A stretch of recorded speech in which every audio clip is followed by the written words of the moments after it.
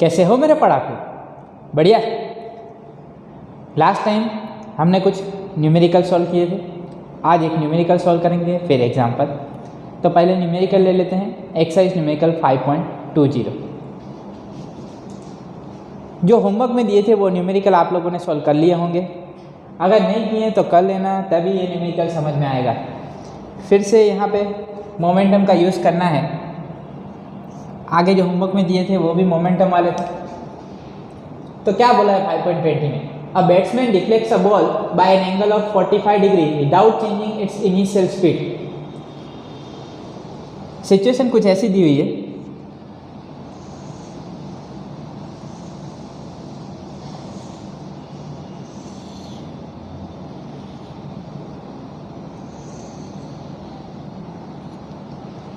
यहां से कोई बॉल आ रहा है,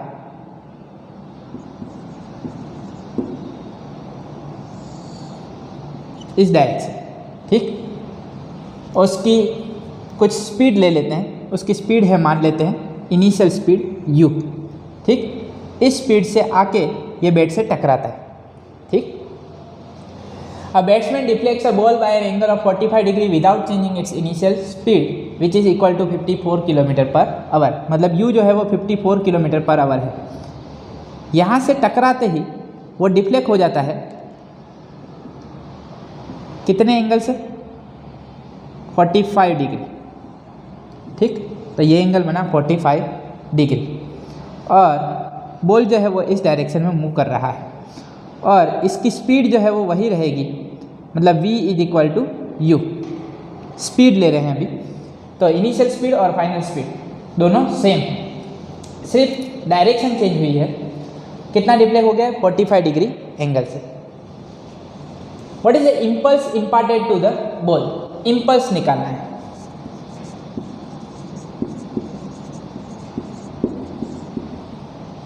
mass of the ball is 0.15 kg। Mass दिया हुआ है हमें 0.15 kg। ये है बैट, बैट से टकराते ही 45 डिग्री एंगल से डिफ्लेक्ट हो जाता है।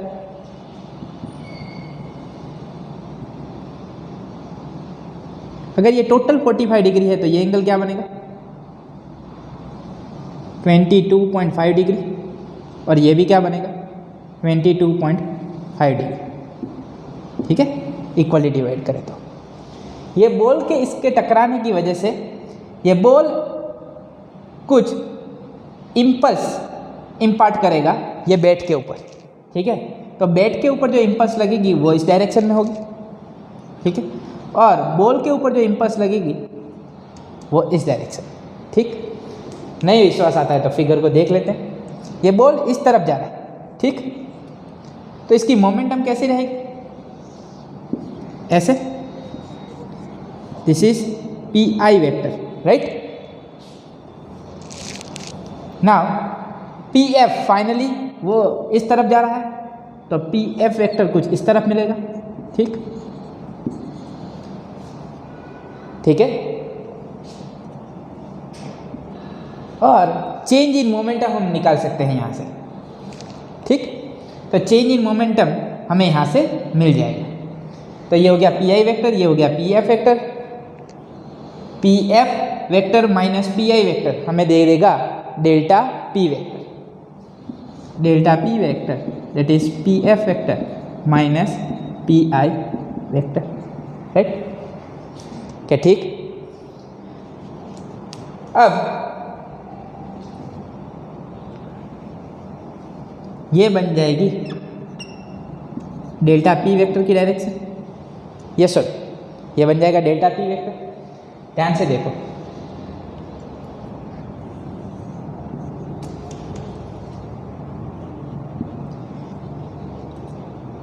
ये हो गया tail head tail head head tail, ठीक। तो यहाँ से ट्राइंगल और लगाएं तो ये क्या बनेगा? P I plus delta P, P I plus delta P is equal to P F vector. तो ये फिगर से यह क्लियर हो रहा है, P I vector plus delta P vector is equal to P F vector, right. तो हमारा interest है डेल्टा पी वेक्टर में, तो ये बनेगा P F vector minus P I vector, right. P F minus P आई, वो हमें दे देगा delta P vector. This is a change in momentum and impulse will be in the direction of change in momentum. तो ball पे जो impulse लग रहा है वो इस डायरेक्शन में होगा क्या, ठीक, और वही इम्पल्स हमें निकालना है। तो कितना इम्पल्स है, what is the impulse imparted to the ball that we want to find. तो इम्पल्स जो है वो इस डायरेक्शन में मिलेगा, इस डायरेक्शन में मिलेगा, मतलब हमें यहाँ पे इसके हॉरिजॉन्टल कंपोनेंट तो मिलेंगे पर वर्टिकल कंपोनेंट जो मिलेंगे वो सेम डायरेक्शन में होंगे। इसकी वजह से चेंज इन मोमेंटम वर्टिकल में क्या मिलेगी, जीरो, सिर्फ हॉरिजॉन्टल में चेंज होगी। कैसे, आइए देखते हैं। अब यहाँ पे देखो, इसके लिए हमें मिल रहा है, यहाँ पे देखा जाए इस फिगर के लिए ध्यान से देखो तो पी आई वेक्टर कुछ इस तरफ है, ठीक, पी आई वेक्टर कुछ इस तरफ जा रहा है, ये सर, और पी आई वेक्टर जो है उसके साथ हॉरिजॉन्टल कितना एंगल बना रहा है, ये हो गया हॉरिजॉन्टल, ध्यान से देखो, ये हॉरिजॉन्टल हुआ, ये पी आई वेक्टर मुझे कुछ यहाँ पे मिलेगा, ये सर, क्या ठीक।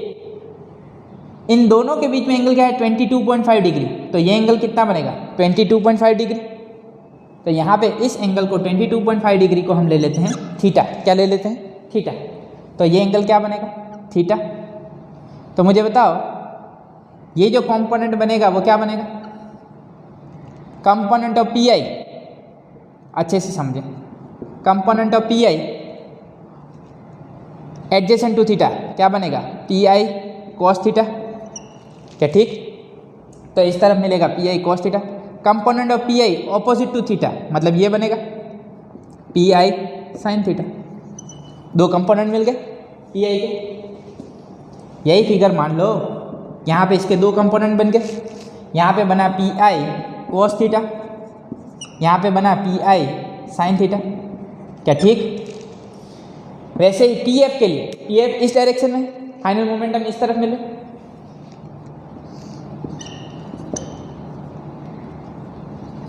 चलो वो हॉरिजॉन्टल के साथ क्या एंगल बना रहे, थीटा। तो ये हो गए पी एफ वेक्टर, क्या ठीक। Component of P F adjacent to theta क्या बनेगा, पी एफ कॉस थीटा, और इस तरफ जो बनेगा वो क्या बनेगा, पी एफ साइन थीटा।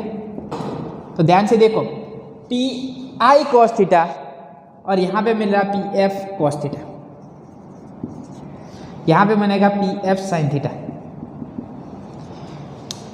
दोनों वर्टिकल कंपोनेंट सेम डायरेक्शन में है, यस और नो, और हॉरिजॉन्टल कंपोनेंट ऑपोजिट डायरेक्शन में, तो चेंज इन मोमेंटम यहाँ पे मिलेगा क्योंकि पी आई और पी एफ सेम मिलने वाला है। ध्यान से देखो, पी आई क्या है, M into U, P F क्या है, M into V, but V तो क्या है, इज इक्वल टू यू, तो ये भी क्या बन जाएगा, एम यू। पी आई और पी एफ तो सेम, हमें क्या चाहिए, चेंज इन मोमेंटम। तो चेंज इन मोमेंटम इनके लिए तो क्या हो जाएगा, जीरो, यहीं पे चेंज होना है क्योंकि उन दोनों की डायरेक्शन क्या है, ऑपोजिट। अभी भी नहीं समझ में आ रहा है, सॉल्व करते करते पता चल जाएगा। चल, पहले हमें क्या दिया हुआ है, स्पीड, स्पीड कितनी दी हुई है, 54 किलोमीटर पर आवर, तो u दिया हुआ है 54 kilometre per our.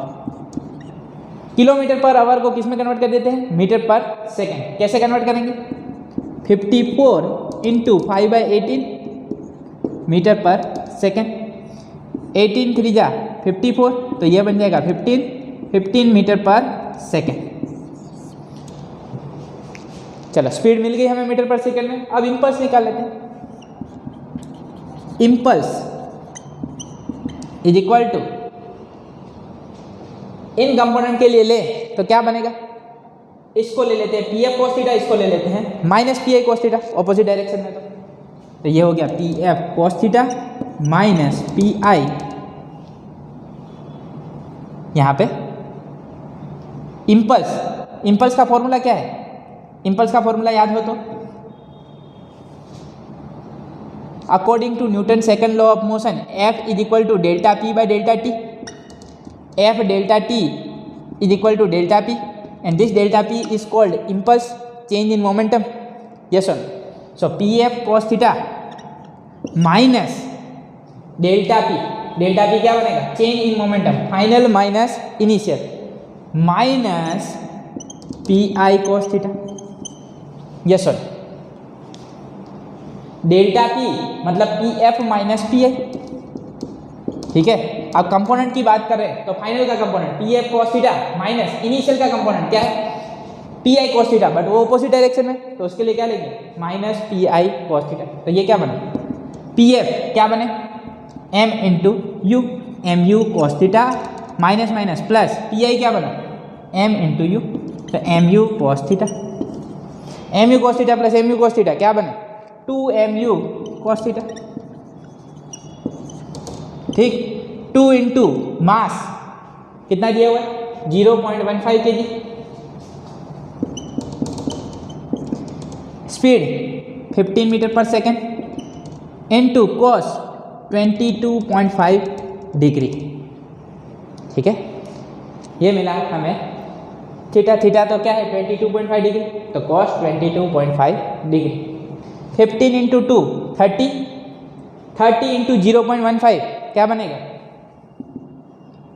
4.5 into cos 22.5 degree, क्या ठीक। ओके, अब कॉस 22.5 डिग्री की वैल्यू कहाँ से निकालनी है आप लोगों को टेबल से, टेबल से आपको मिल जाएगी कॉस 22.5 डिग्री। तो कॉस 22.5 डिग्री की वैल्यू सब्स्टिट्यूट करें और 4.5 को मल्टीप्लाई करें तो करीब करीब ये आंसर मिलेगा आपको 4.16 इम्पल्स इज इक्वल टू 4.16। इसका यूनिट क्या बनेगा मोमेंटम, या तो आप लिख सकते हो Newton second, impulse that is 4.16 Newton second, और राउंड ऑफ करें तो इम्पल्स मिलेगा 4.2 न्यूटन सेकेंड, ठीक है। तो यहाँ पे जो इम्पल्स मिल रहा है वो कितना है 4.2 न्यूटन सेकेंड। अब यही चीज़ आप लोग वर्टिकल कंपोनेंट के लिए ले लो, तो यहाँ पे क्या आ जाएगा P F sine theta minus P I sine theta, क्योंकि दोनों सेम डायरेक्शन में, तो minus P I sine theta, और पी आई और पी एफ तो सेम है, तो क्या हो जाएगा M U sine theta minus M U sine theta 0। तो वर्टिकल में चेंज इन मोमेंटम मिल रही नहीं है, तो इम्पल्स कौन सी डायरेक्शन में मिलने वाला है हॉरिजॉन्टल, डेल्टा पी की डायरेक्शन में, और डेल्टा पी कौन सी डायरेक्शन में हॉरिजॉन्टल। तो यहाँ पे ये हमने जो सिचुएशन ली है उसके अकॉर्डिंग, ठीक है। तो डेल्टा पी की डायरेक्शन ये है, तो यही कंपोनेंट ये दो कंपोनेंट ऑपोजिट डायरेक्शन है, तभी हमें इम्पल्स जो मिल रहा है वो इस डायरेक्शन में, ठीक। So impulse imparted to the ball is 4.2 newton second. What is the impulse imparted to the ball, same and opposite impulse is imparted to the bat. मतलब अगर पूछा जाए what is the impulse imparted to the bat, तो bat के ऊपर भी इतना impulse लग रहा होगा, पर कौन सी डायरेक्शन में ऑपोजिट। अगर इसको 4.2 न्यूटन सेकेंड प्लस ले रहे हो तो उसको क्या ले लो माइनस, क्या ठीक। तो ये हो गया हमारा एक्सरसाइज न्यूमेरिकल 5.20। अब हम एक एग्जाम्पल सॉल्व करेंगे, उसे सॉल्व करते हैं, पर उससे पहले आप लोगों को इतना लिख लेना चाहिए।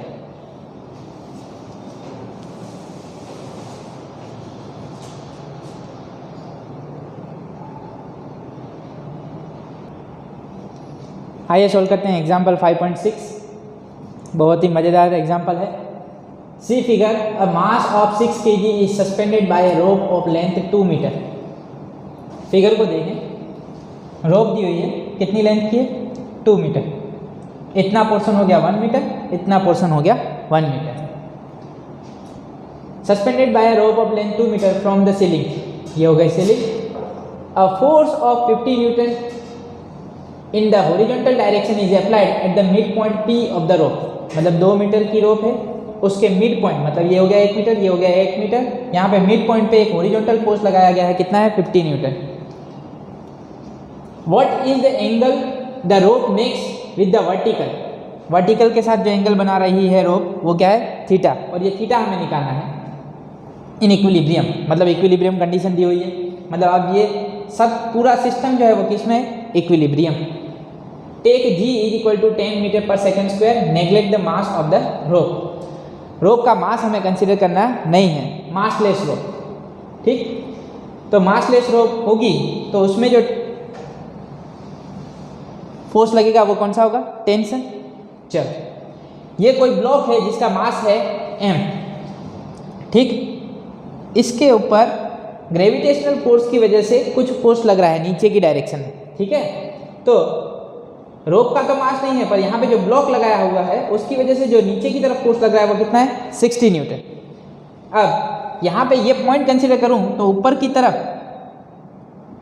ये सिस्टम इक्विलिब्रियम में है, तो ऊपर रोप में कुछ फोर्स लगना चाहिए, और वो जो रोप में स्ट्रिंग में जो फोर्स लगता है वो कौन सा फोर्स होता है, टेंशन। तो यहाँ पे जो फोर्स लगेगा वो कौन सा होगा, टेंशन T। सेम वे ये पॉइंट के लिए इस रोप में कंसीडर करूँ तो यहाँ पे जो फोर्स लग रहा होगा वो इस डायरेक्शन में होगा क्या, ठीक। ये भी होगा T क्या, ठीक, ओके। अब यहाँ से इस पॉइंट से कुछ हॉरिजॉन्टल फोर्स लगाया गया है। ऐसे तो एक्चुअली सीधी रस्सी हो तो जो टेंशन रहेगा tension will remain same through out the string, but यहाँ पे कोई और फोर्स लगाया गया है, मतलब इस पार्ट के लिए टेंशन अब बदल जाएगा, ठीक है, क्योंकि यहाँ पे एक एडिशनल हॉरिजॉन्टल फोर्स लगाया गया है, तो यहाँ पे कुछ टेंशन बदल जाएगा। इस पॉइंट से देखा जाए तो हमेशा जो टेंशन कंसीडर करेंगे अवे फ्रॉम द पॉइंट, यहाँ से देखा जाए तो टेंशन कुछ होगा इस तरफ, ठीक है, और यहाँ से देखा जाए इस पॉइंट से तो टेंशन कुछ होगा इस तरफ, ठीक है। अब दोनों में टेंशन अलग अलग होंगे, तो इसको ले लेते हैं T1, ठीक है। तो इतने पार्ट में, रोप के इतने पार्ट में जो टेंशन लगेगा वो सेम होगा, कितना होगा T1। यहाँ पे जो टेंशन लग रहा है वो कितना है T2, ठीक है, इसको हम ले लेते हैं T2। इतने पार्ट में टेंशन सेम, इतने पार्ट में टेंशन सेम, ठीक। अब हमें दिया गया है इक्विलिब्रियम, क्या दिया गया है, इक्विलिब्रियम। चलो, तो इक्विलिब्रियम में पहले हम फ्री बॉडी डायग्राम ड्रॉ कर देते हैं, FBD, इसे बोला जाता है FBD, फ्री बॉडी डायग्राम। चलो, W वेट के लिए यहाँ पे ड्रॉ करें तो FBD कैसा बनेगा,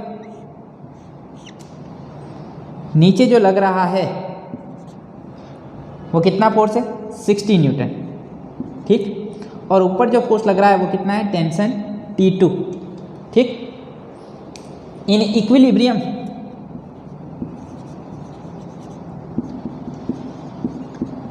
याद करो, इक्विलिब्रियम मतलब क्या, इक्विलिब्रियम में नेट फोर्स क्या हो जाता है, जीरो, मतलब जितना ऊपर उतना नीचे, जितना आगे उतना पीछे। चलो, तो ऊपर कितना लग रहा है T2, नीचे कितना लग रहा है 60 न्यूटन, ये एक दूसरे को बैलेंस कर रहे होंगे क्या, ठीक। So T2 must be equal to 60 newton, तो नेट फोर्स क्या हो जाएगा, zero. In equilibrium net force acting on the system becomes zero. Equilibrium के बारे में हम पढ़ चुके हैं, तो यहाँ पे T2 क्या बनेगा 60 न्यूटन, इतने पार्ट के लिए। अब पॉइंट P की बात करें,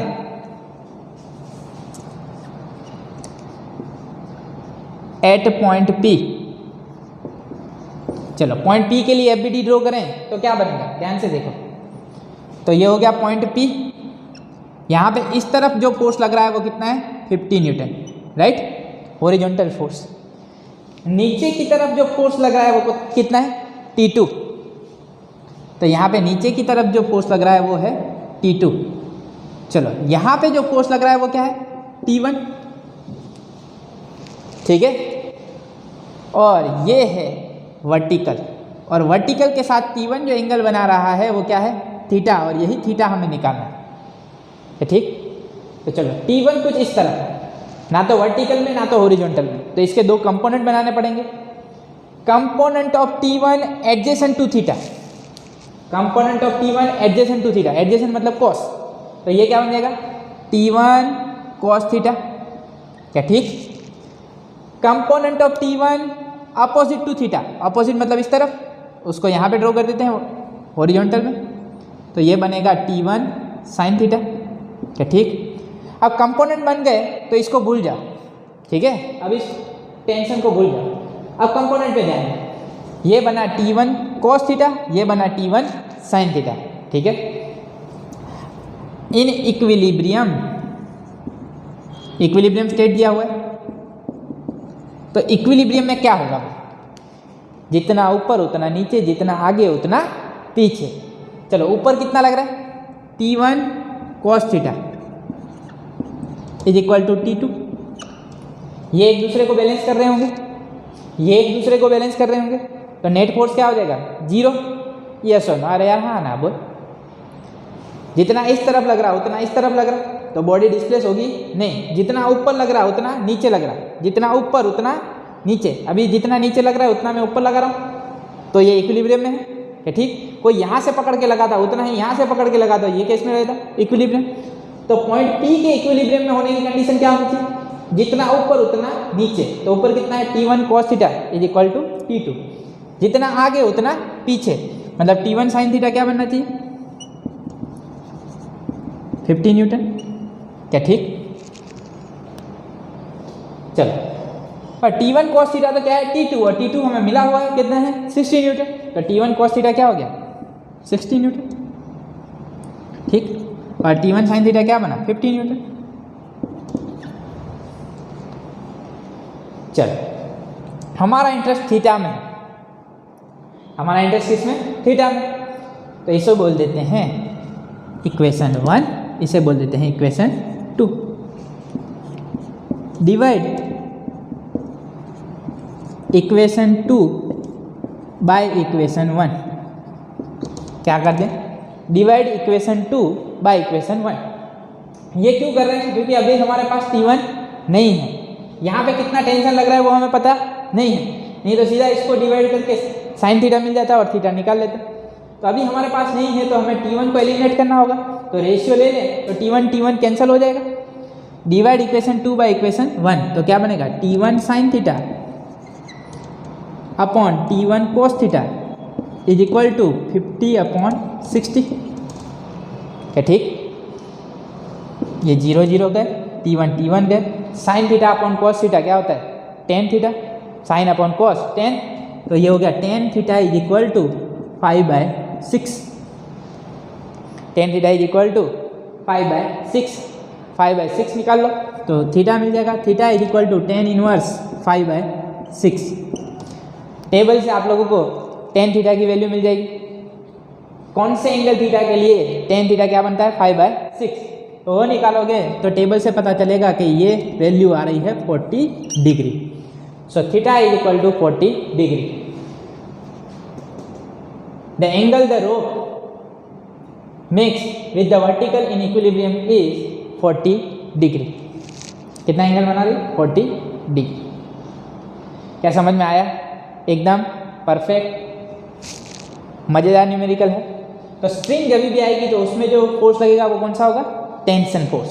तो यहाँ पे हम क्या दिखाएंगे टेंशन। यहाँ पे हॉरिजॉन्टली कोई और फोर्स लग गया है इस पॉइंट से, तो यहाँ पे टेंशन बदल जाएगा, नहीं तो थ्रू आउट द स्प्रिंग क्या रहता है टेंशन सेम। तो ये खास ध्यान देना है। फिर छोटी छोटी चीज़ें पकड़ लो, इस पॉइंट को पकड़ लो तो T2 मिल जाएगा, इस पॉइंट को पकड़ लो तो तुम लोगों को थीटा मिल जाएगा। ठीक है, तो पहले हमने एबीडी इसका ड्रॉ किया क्योंकि यहाँ से डायरेक्ट हमको T2 मिल सकता है। एक बार T2 मिल गया तो थीटा भी मिल जाएगा। तो बहुत ही आसान एग्जाम्पल है, मज़ेदार है, लिखना है जल्दी से लिख लो।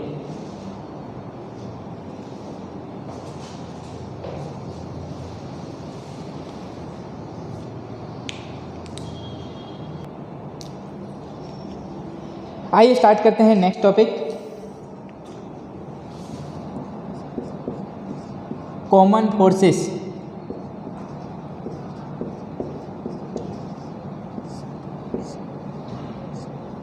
इन मैकेनिक्स।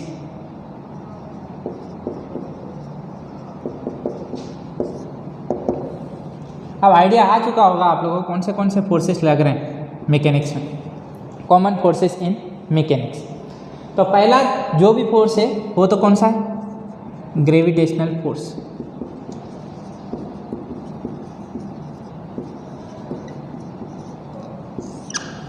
अर्थ पे अगर कंसिडर कर रहे हैं तो ग्रेविटेशनल फोर्स लगेगा अर्थ की वजह से। ठीक है, तो जो भी सेलेस्टियल मोशन है, सेलेस्टियल बॉडीज़ का जो भी मोशन है वो किसकी वजह से ग्रेविटेशनल फोर्स की वजह से। कोई भी बॉडी कंसिडर कर रहे हैं उसका कुछ मास होगा, मास होने की वजह से उस पर कौन सा फोर्स लगेगा ग्रेविटेशनल फोर्स। तो ग्रेविटेशनल फोर्स का तो रोल आने वाला है ही। तो जब भी हम न्यूमेरिकल एग्जाम्पल वगैरह कंसिडर करेंगे लेंगे तब एक फोर्स तो लग ही जाएगा। कौन सा फोर्स होगा ग्रेविटेशनल फोर्स। दूसरा जो फोर्स है वो कौन सा फोर्स हो सकता है इलेक्ट्रिकल फोर्स, इलेक्ट्रिक फोर्स। ठीक, एक होता है इलेक्ट्रिक फोर्स। तो ये इलेक्ट्रिक फोर्स जो होता है, जो कॉन्टैक्ट फोर्सेस लग रहे होते हैं अलग अलग, ठीक है, वो जो लग रहे होते हैं वो different type of contact forces हैं। वो किसकी वजह से? इलेक्ट्रिक फोर्स की वजह से। क्योंकि कोई भी बॉडी कंसिडर करेंगे तो उसके अंदर न्यूक्लियाई और इलेक्ट्रॉन मिलेंगे, वो क्या है? चार्ज। अगर चार्ज है तो चार्ज की वजह से इलेक्ट्रिक फोर्स लगेगा, जो हम चैप्टर 1 में पढ़ चुके हैं। क्या फोर्स लगता है वो हमें मालूम है। ग्रेविटेशनल फोर्स कितना लगता है? कोई दो बॉडी ले ली, बॉडी ऑफ मास m1, दूसरा ले लिया m2, तो उनके बीच में जो फोर्स लगता है वो ग्रेविटेशनल फोर्स होता है F = G m1 m2 upon r²। क्या ठीक? तो इस तरह का कुछ ग्रेविटेशनल फोर्स लग रहा होता है। वैसे ही इलेक्ट्रिक फोर्स के बारे में आप लोग स्टैंडर्ड 12 में पढ़ोगे, F = K q1 q2 upon r²। तो ग्रेविटेशनल फोर्स और इलेक्ट्रिक फोर्स जो है वो किस पे डिपेंड करते हैं? Depends on distance, function of distance. ये डिपेंड करते हैं डिस्टेंस पे। जैसे डिस्टेंस चेंज होगा तो फोर्स चेंज हो जाएगा।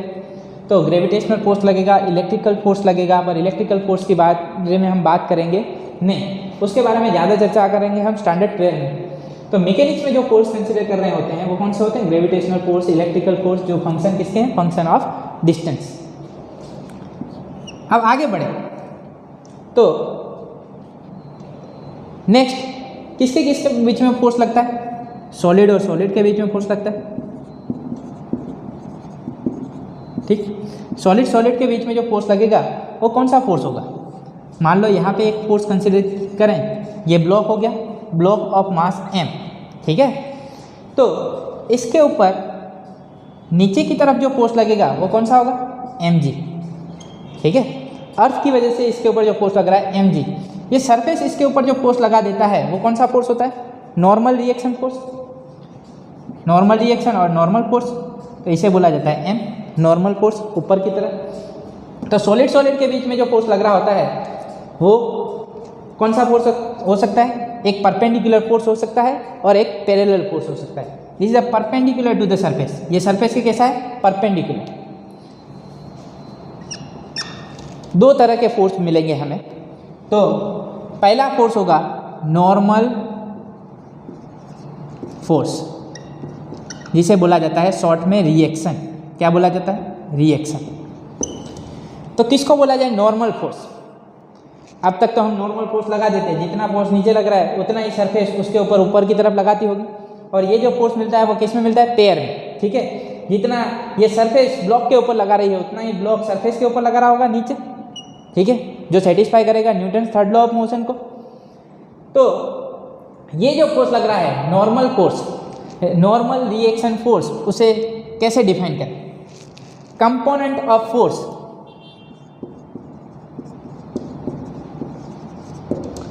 component of force perpendicular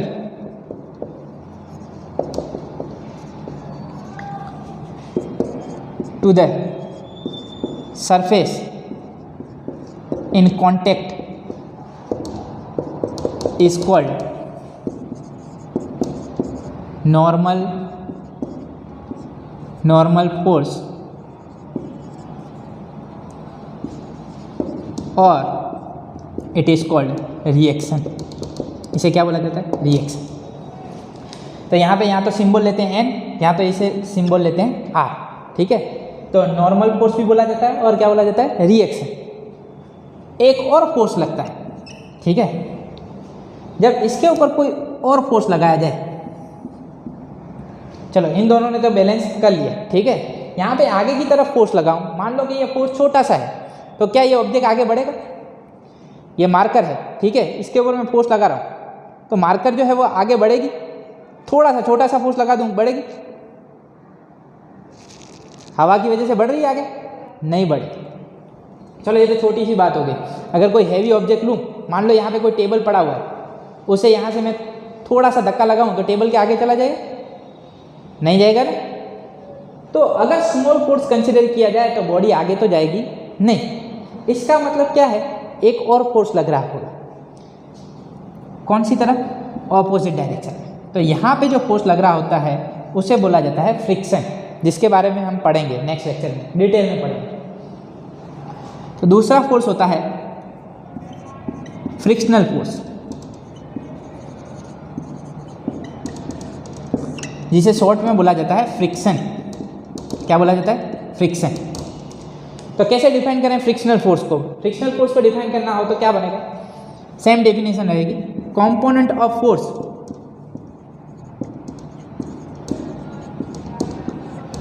of force parallel to the surface in contact is called friction। ठीक, component of force parallel to the surface in contact is called friction.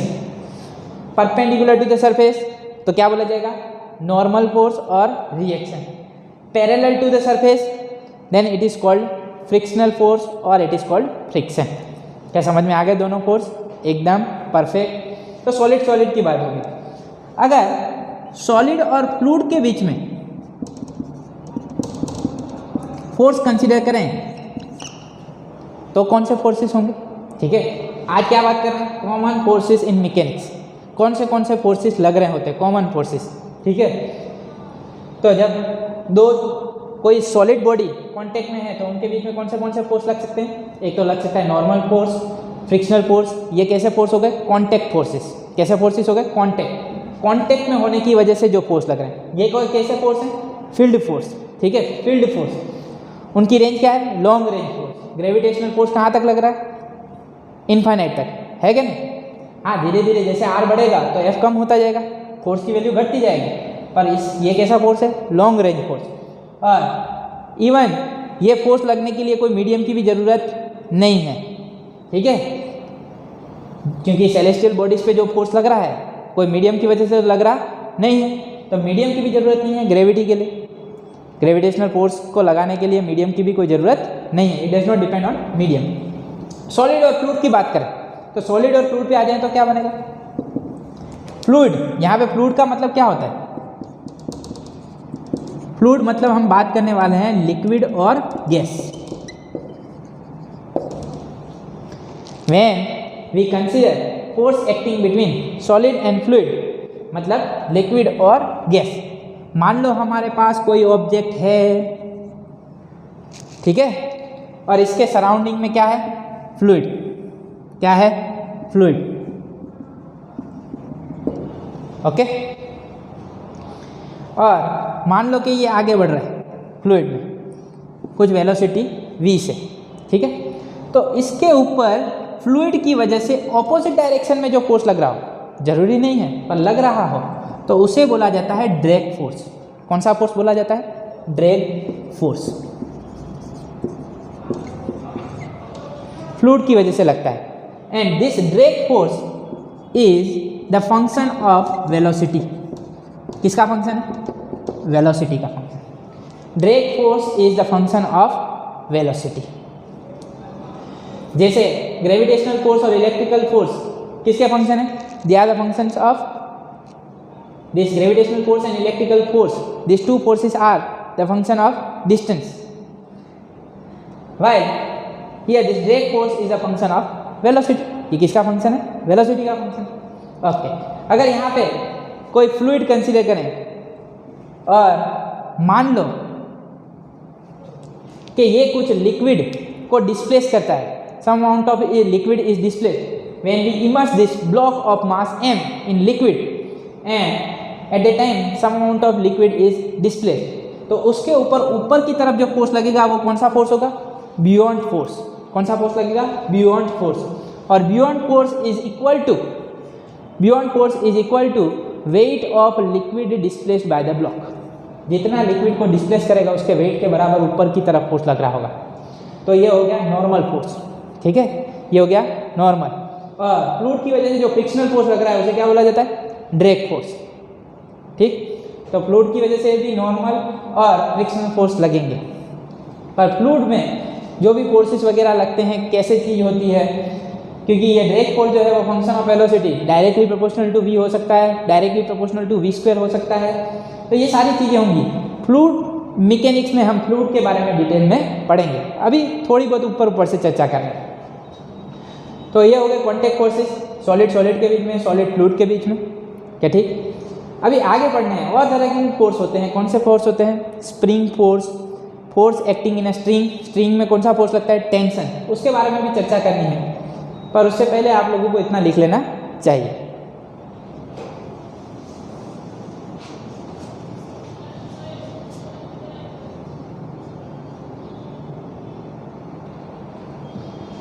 चल, और दो forces के बारे में पढ़ लेते हैं।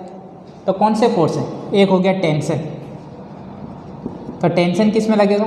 Tension in a string. Another force that is force due to spring, force due to spring. चलो ये दोनों फोर्सेस के बारे में पढ़ना। तो टेंशन इन स्ट्रिंग, स्ट्रिंग में टेंशन लगता है।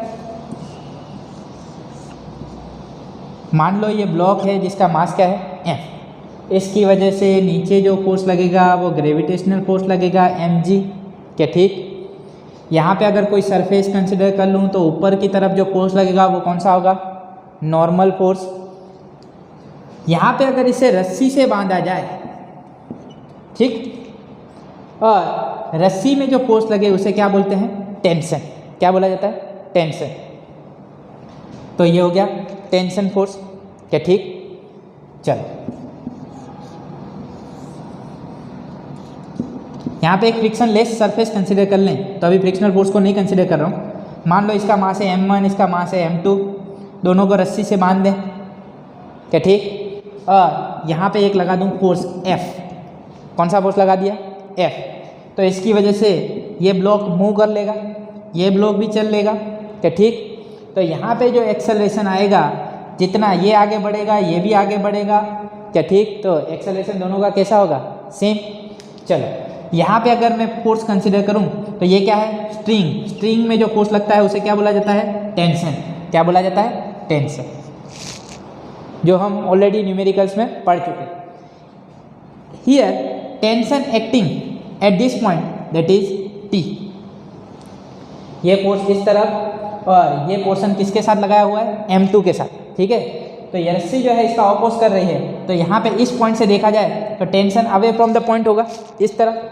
चलो यहाँ पे देखा जाए तो टेंशन इस तरफ होगा, अवे फ्रॉम द पॉइंट, तो यहाँ पे टेंशन मिल जाएगा यहाँ पे, क्या ठीक। और ऐसे हमने न्यूमेरिकल भी सॉल्व किए हैं। चलो पुली वाला एग्जाम्पल ले लें। किसका एग्जाम्पल ले लें? पुली प्रॉब्लम। मान लो ये पुली है और यहाँ से एक रस्सी पास हो रही है। यहाँ पे है ब्लॉक ऑफ मास m1, यहाँ पे है ब्लॉक ऑफ मास m2, क्या ठीक। और रस्सी एक ही है। So here first we consider massless string. क्या कंसिडर कर लें? मास लेस स्ट्रिंग, मतलब इसका मास क्या है?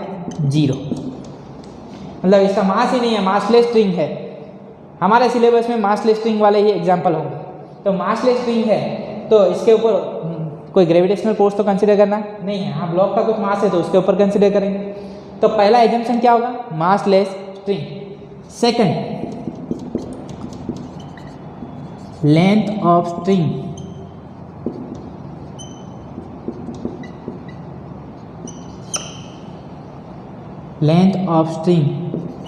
does not change. If we take massless string and if length of string does not change, then tension here, everywhere on the string will remain same. Tension will remain same. Tension throughout the string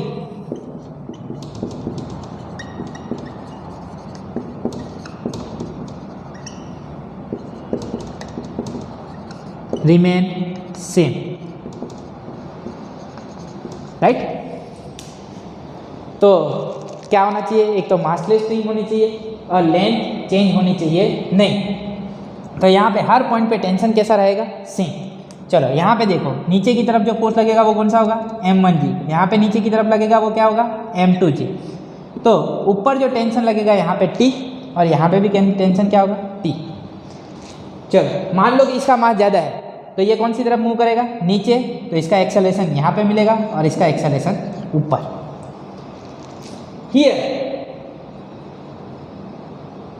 this M2 and M1 both will move equal. जितना ये नीचे जाएगा उतना ये ऊपर जाएगा, same रस्सी से बांधे हुए, तो जितना एक्सेलरेशन इसका होगा उतना ही एक्सेलरेशन एक दूसरे का होगा। मतलब magnitude of acceleration will remain same. मैं क्या बोल रहा हूँ मैग्नीट्यूड, हाँ इसका एक्सेलरेशन नीचे की तरफ है और इसका एक्सेलरेशन ऊपर की तरफ है। तो एक्सेलरेशन कैसी क्वांटिटी है वेक्टर, तो एक पॉजिटिव होगा और दूसरा नेगेटिव, पर मैग्नीट्यूड दोनों का कैसा आएगा same. The magnitude of acceleration will remain same. तो ये हो गई टेंशन की बात। और टेंशन के बारे में अब आप लोग जानते हो, बहुत सारे एग्जाम्पल और न्यूमेरिकल हमने सॉल्व कर लिए। सेकेंड फोर्स पे आ जाते हैं, फोर्स ड्यू टू स्प्रिंग।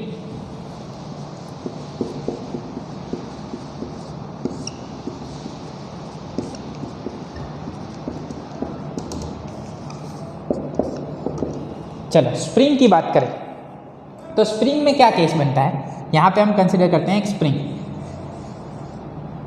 ठीक, right now this is unstretched spring. तो अनस्ट्रेच है, मान लो कि इसके ऊपर कोई एक्सटर्नल फोर्स लगाया जाए जिसकी वजह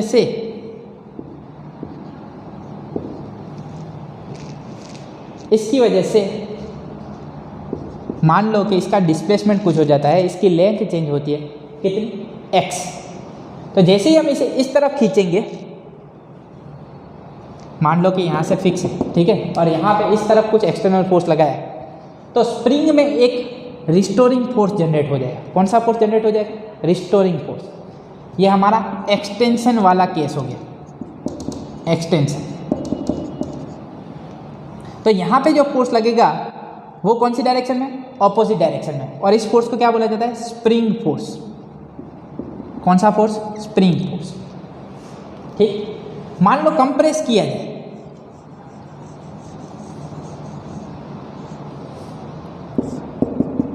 मान लो इसे कंप्रेस किया जाए, मतलब इस तरफ फोर्स लगाया जाए, तो डिस्प्लेसमेंट जो होगा वो इस तरफ होगा क्या, ठीक, कंप्रेस होगी स्प्रिंग, मान लो ऐसे दबाई जाए, ठीक, तभी भी इसमें रिस्टोरिंग फोर्स जनरेट होगा, पर वो अब इस डायरेक्शन होगा, ऑपोजिट डायरेक्शन। और ये आप लोग एक्सपीरियंस भी करते हो, अगर आप स्प्रिंग को खींचना चाहोगे तो स्प्रिंग रिस्टोरिंग फोर्स लगा रही होगी ऑपोजिट डायरेक्शन में, जैसे ही छोड़ोगे वापस अपनी कंडीशन में आ जाएगी। अगर कंप्रेस करोगे तो स्प्रिंग भी फोर्स लगा रही होगी, जो कांटेक्ट में है बॉडी उसके ऊपर फोर्स लगा रही होगी, ठीक है, तो वो फोर्स को क्या बोला जाता है, स्प्रिंग फोर्स। तो स्प्रिंग फोर्स किसकी वजह से मिलता है, एक्सटेंशन और कंप्रेशन की वजह से, right. Here force acting in a spring depends on, force acting in a spring depends on elongation और compression। किस पे डिपेंड करती है, force acting in a spring depends on elongation और compression। It means spring force is directly proportional to displacement, directly proportional to displacement. F spring is equal to minus K X. क्या लगाया हमने, minus K X. What is X, it is the displacement of spring from its unstretched